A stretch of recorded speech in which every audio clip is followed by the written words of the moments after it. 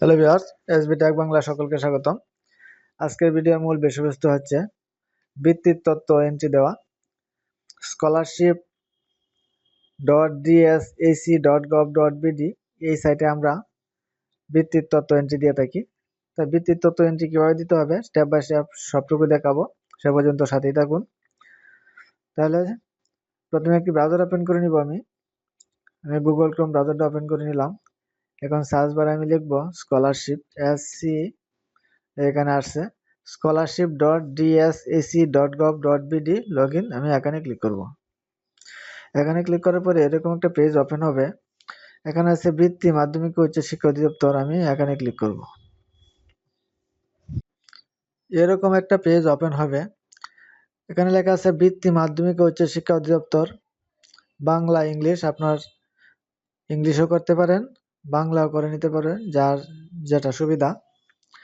তারপরে এখানে আছে ইউজার নেম এবং পাসওয়ার্ড। প্রত্যেকটা প্রতিষ্ঠানের ইউজার নেম হবে নম্বর এবং পাসওয়ার্ড যার যার পাসওয়ার্ড আছে সেই পাসওয়ার্ডটা দিবেন এবং নিচে একটা ক্যাপচা দিতে হবে। এখানে ক্যাপচাটা আমি পূরণ করে দিব।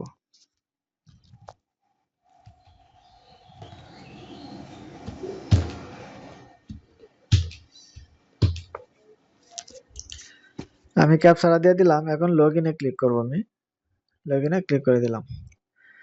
লগইনে ক্লিক করে দেওয়ার পরে এরকম একটা পেজ ওপেন হবে। এখানে বাম দিকে দেখেন ড্যাশবোর্ড কনফিগারেশন, প্রাথমিক নির্বাচন, বৃত্তিপ্রাপ্ত শিক্ষার্থীর রিপোর্ট সহায়তা। তাই প্রাথমিক নির্বাচন এখানে ক্লিক করতে হবে। এখানে ক্লিক করে এখানে আছে নতুন শিক্ষার্থী এন্ট্রি, এখানে ক্লিক করব। এরকম একটা পেজ কিন্তু ওপেন হবে। এরকম একটা পেজ ওপেন হলে এখানে ভর্তির শিক্ষাবর্ষ আছে।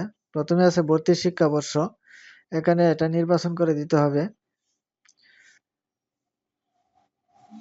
আমাদের যেহেতু 26 সালে অষ্টম শ্রেণীতে ছিল, তাহলে সে ভর্তি হয়েছে 23 সালে, যার যে সাল সেটাই দিবে। আমি অষ্টম শ্রেণীর বৃত্তির এটা পূরণ করব। এখন বর্তমানে সে নবম শ্রেণীতে আছে, তাহলে ষষ্ঠ শ্রেণীতে ভর্তি হয়েছে সে 23 সালে, 23 সাল দিয়ে দিলাম। অর্থ বছর আমি 25-26 দিয়ে দিব। এই অর্থ বছরে সে টাকা পাবে। বৃত্তির পরীক্ষা হয়েছে জেএসসি, যদি পিএসসি হয় পিএসসি দিতে পারেন, জেএসসি, এসএসসি, এইচএসসি যার যেটা আছে সেটা দিবেন। আমি জেএসসি দিব। এখানে আছে বৃত্তির ধরন। বৃত্তির ধরনটা আমি দিয়ে দিব সাধারণ। মেধাবৃত্তি হলে মেধাবৃত্তি দিবেন, সাধারণ হলে সাধারণ, রাজস্ব হলে রাজস্ব। আমি সাধারণ দিয়ে দিব। এখানে আছে বোর্ড বিশ্ববিদ্যালয়, যার যে বোর্ড আছে সেটাই দিবেন। আমি এখানে ময়মনসিংহ বোর্ড, এখানে ময়মনসিংহ বোর্ড দিলাম। এখানে আছে উত্তীর্ণ হওয়ার বছর। উত্তীর্ণ হওয়ার বছর দিতে হবে 25, যেহেতু 25 সালের জেএসসি পরীক্ষা, যার যে সনটা আছে সেটাই দিবেন। তারপরে রেজিস্ট্রেশন নাম্বারটা দিতে হবে। এখানে রেজিস্ট্রেশন নাম্বারটা, অষ্টম শ্রেণীর যে রেজিস্ট্রেশন নাম্বারটা আছে সেটা এখানে দিতে হবে। যদি পিএসসি মানে ষষ্ঠ শ্রেণীর হয়, প্রাইমারি বৃত্তি হয়, তাহলে পঞ্চম শ্রেণীর রেজিস্ট্রেশন নাম্বারটা দিতে হবে। এভাবে রেজিস্ট্রেশন নাম্বারটা দিতে হবে।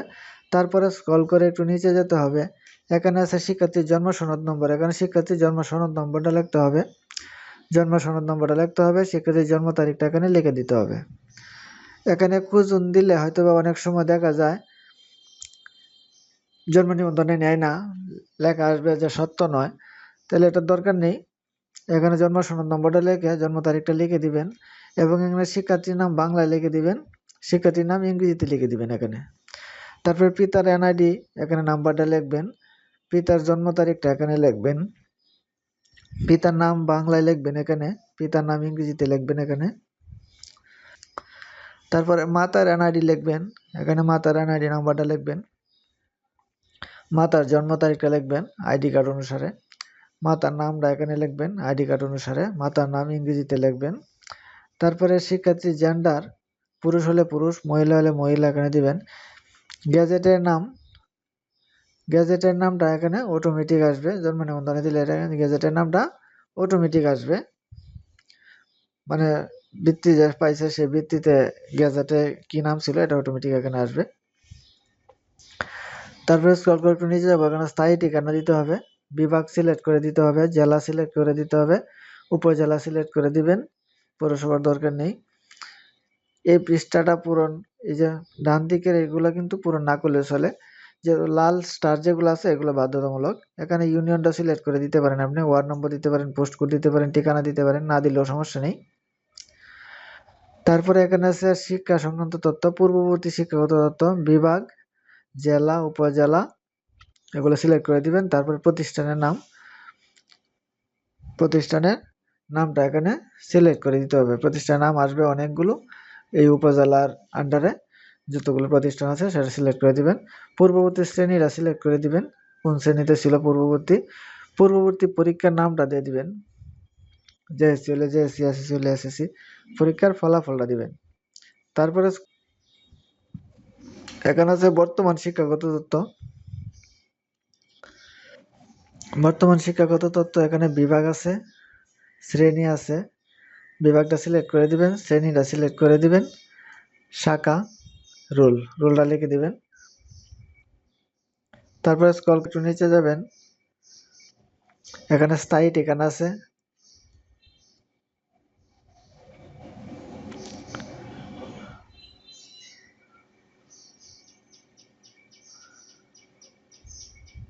এখানে অভিভাবকের তথ্য আছে, অভিভাবকের তথ্যটা ফিল আপ করতে হবে। অভিভাবকের সাথে সম্পর্ক কি, অভিভাবকের সাথে সম্পর্ক পিতা হলে পিতা, মাতা হলে মাতা, এটা সিলেক্ট করে দিতে হবে। এটা সিলেক্ট করে দিলে অটোমেটিকই আসবে, অভিভাবকের এনআইডি আসবে। তারপরে নাম আসবে, পেশাটা সিলেক্ট করে দিতে হবে, পেশাটা আসবে। মোবাইল নম্বরটা এখানে দিতে হবে। এখানে জন্ম সনদ নাম্বার প্রয়োজন নেই, জন্ম তারিখও প্রয়োজন নেই। নাম ইংরেজিতে নামটা লিখে দিতে হবে। মোবাইল নাম্বারটা হলো বাধ্যতামূলক, এখানে দিতে হবে। তারপরে স্ক্রল করে একটু নিচে যেতে হবে, তারপর স্থায়ী ঠিকানা, বিভাগ, জেলা, উপজেলা সিলেক্ট করে দিতে হবে। এগুলা না দিলেও চলবে, union, ward number, post code, ঠিকানা লিখে দিলেও চলবে, না দিলেও চলবে।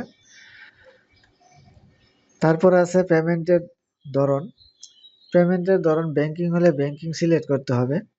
ব্যাংকিং যদি হয় ব্যাংকিংয়ে সাধারণত ব্যাংকিংয়ে দিতে হবে, যেহেতু একটাই পেমেন্টের আছে। এখন ব্যাংকের নামটা সিলেক্ট করে দিতে হবে, অগ্রণী হলে অগ্রণী, যার যে ব্যাংক আছে সিলেক্ট করে দিবেন। শাখা দিতে হবে, শাখা সিলেক্ট করে দিতে হবে, আমি যে কোনো একটা শাখা দিয়ে দিলাম। তারপরে হিসাবের ধরনটা দিতে হবে, সঞ্চয়ন অথবা চলতি, সঞ্চয় দিলাম। আর হিসাবধারীর নামটা এখানে লিখে দিতে হবে। হিসাবধারীর নামটা লিখলে যাচাই ক্লিক করলেই কিন্তু ব্যাংকের সাথে মিল আছে কিনা ওরা যাচাই করে নিবে। যদি সঠিক হয় তাহলে বলবে ঠিক আছে, যদি না হয় তাহলে কিন্তু লাল চিহ্ন দিয়ে একটা লাল মার্ক আসবে এবং ব্যাংক থেকে এরা নামটা সঠিক করে নিয়ে আসতে হবে গ্যাজেট অনুসারে। হিসাব নাম্বারটা এখানে বসাতে হবে, ব্যাংকের হিসাব নাম্বারটা যাচাই ক্লিক করলে ব্যাংকের হিসাব নম্বর সঠিক আছে কিনা এটাও যাচাই করে নেবে এবং সঠিক হলে বলবে সঠিক আছে, না হলে লাল মার্ক আসবে, তারপরে ঠিক করে দিতে হবে। এখানে হিসাবধারীর নাম, ভিত্তির যে গ্যাজেট আছে সেই গ্যাজেটের সাথে কিন্তু হিসাবধারীর নামটা ব্যাংকের সাথে মিল থাকতে হবে। যদি মিল না থাকে তাহলে নেবে না। তাহলে আপনারা যদি যাচাই করুন ক্লিক করলে যদি ওকে হয় তাহলে তো ওকে, যদি না হয় তাহলে আপনারা ঠিক করে নিতে হবে। এতটুকু পূরণ করার পরে সংরক্ষণে ক্লিক করতে হবে। সংরক্ষণে ক্লিক করলে কিন্তু এটা সংরক্ষণ হয়ে যাবে, মানে কি বৃত্তির আবেদনটা কিন্তু কমপ্লিট হয়ে যাবে। এই পর্যন্তই কাজ, আর কোনো কাজ নেই। হ্যালো ভিউয়ার্স, আজকের ভিডিওটা এ পর্যন্তই ছিল। অষ্টম শ্রেণীর, ষষ্ঠ শ্রেণীর এবং এসএসসি, ইন্টারমিডিয়েট যে কোনো বৃত্তির আবেদন আমরা এই ওয়েবসাইটেই করে থাকি। তো আজকে স্টেপ বাই স্টেপ সবটুকু দেখালাম বৃত্তির আবেদন কীভাবে করতে হয়। তারপরেও কারো যদি কোনো সমস্যা থাকে আমাকে ইনবক্সে জানাবেন, আমি অবশ্যই সমাধান করার চেষ্টা করব। তো আজকে এ পর্যন্তই। আমার চ্যানেলে নতুন না থাকলে চ্যানেলটা সাবস্ক্রাইব করে রাখবেন, যাতে পরবর্তী ভিডিও আপলোডের সাথে নোটিফিকেশন পেয়ে যান। ওকে, থ্যাংক ইউ, ধন্যবাদ।